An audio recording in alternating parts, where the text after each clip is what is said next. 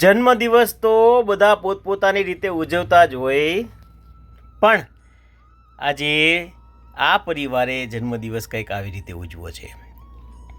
આશુતોષ અન્નક્ષેત્ર તળાજા આજના દાતા સાંગાણી છગનભાઈના પુત્ર નિખિલભાઈના જન્મદિવસે અન્નદાન.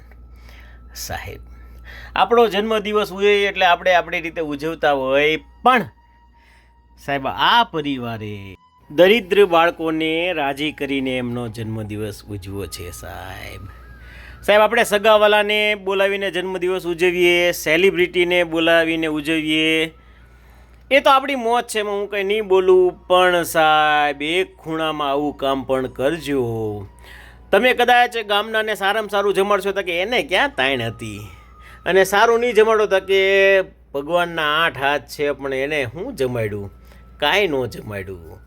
એટલે કહેવાનો મતલબ કે સાહેબ આ લોકોના ચહેરાના સ્માઇલ જુઓ, આ લોકો રાજી થઈ ગયા છે. આજે પાઉંભાજી, કેન્ડી અને ટૂંકમાં કેટલી વસ્તુ આજે આ પરિવારે દિલ ખોલીને જમણવાર આપ્યું છે.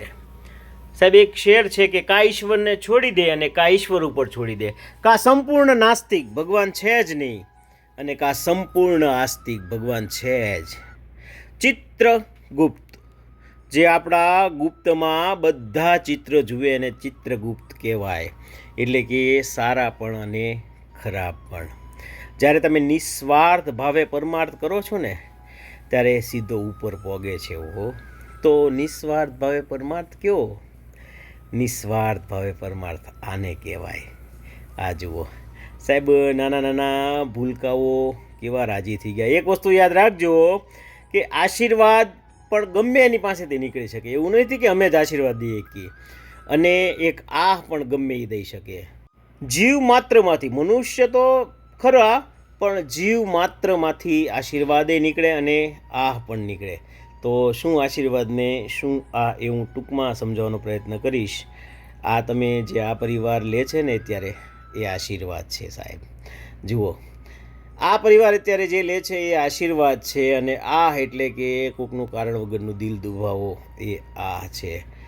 અને આશીર્વાદ અને આહ સીધી ઉપર પોગે. તો સાહેબ જો ભગવાનની દયા હોય ને જીવ મોટો હોય તો આવા કામ કરજો, અને જો જીવ મોટો ન હોય ને ભગવાનની દયા ન હોય તો ક્યારેય કોઈની આહ નહીં લેતા. ફરીવાર આપણને ખૂબ ખૂબ આભાર આટલું સુંદર કાર્ય કરવા માટે. શિવ શિવ.